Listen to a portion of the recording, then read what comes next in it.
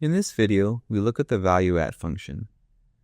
This function allows the user to pick a moment in time and look forward or backward for the first value or quality that meets a specific criterion. We'll start by selecting the tags we want to input into the function, then click the Value At button. If tags are not selected beforehand, the user can select them after the function is open, then click the Set button. Next, decide if you want to include headers for the columns or rows, then choose the display fields to return. For this example, we'll keep the defaults timestamp as text and value, and also add decimal quality. The start date will accept relative times such as now or day, from which we can add or subtract other units of time.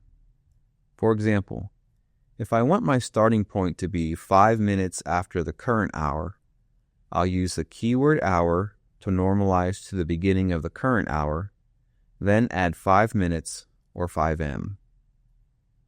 Otherwise, I can click the drop-down menu and select an actual date, then type in the time.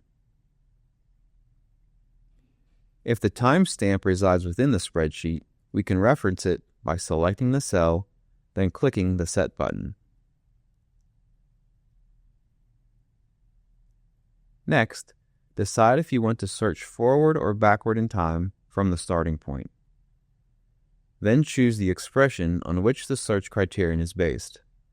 This could be the tag's value or quality. Let's look for the first value that is greater than or equal to a specific number. We'll remove the placeholder along with the brackets and set it to 100. Finally, decide if the tag outputs will be listed vertically or horizontally, then set the output location. Starting from this time looking backward, we return the first value that exceeded 100.